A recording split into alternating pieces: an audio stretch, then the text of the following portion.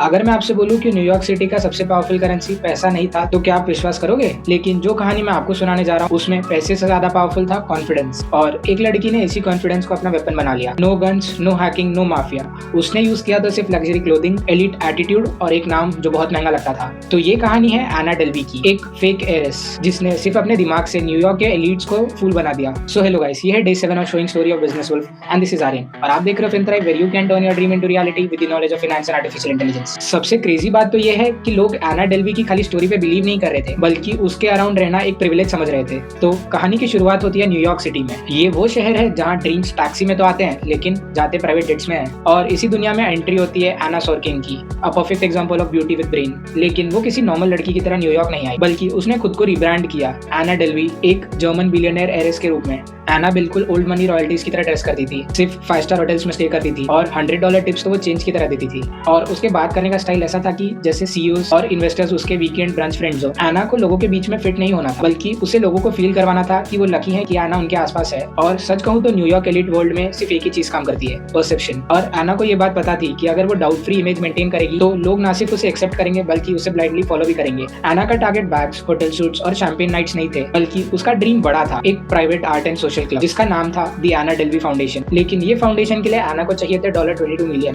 जो उसने almost achieve कर ही लिया था।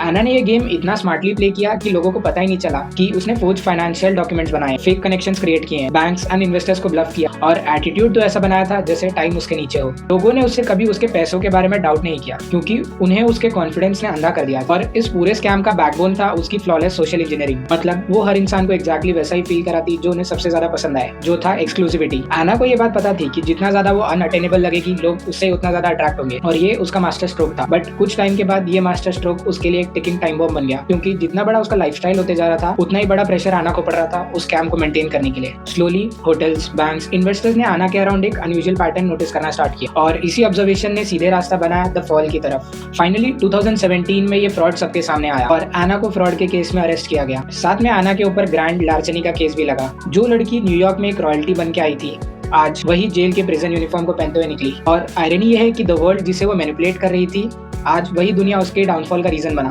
एना के स्टोरी से हमें कुछ इंपॉर्टेंट लेसन सीखने को मिलते हैं, जैसे fake it till you make it. ये काम तभी करता है जब आप रियल में कुछ बिल्ड कर रहे हो, ना कि सिर्फ हाइप में हो। ऐसा सबको इंप्रेस करता तो है लेकिन कॉन्फिडेंस उसे कंट्रोल करता है। और सबसे इंपॉर्टेंट लेसन है कि वर्ल्ड में रियलिटी से ज्यादा परसेप्शन मैटर करता है। तो जाते जाते बस इतना ही कहूंगा कि फेक लाइफस्टाइल शाइन तो करता है पर सिर्फ थोड़े टाइम के लिए, लेकिन रियल स्किल्स आपको जिंदगी भर का स्पॉटलाइट देती है। आज के लिए बस इतना ही, तो मिलते हैं कल अगली वीडियो में, तब तक के लिए बाय बाय।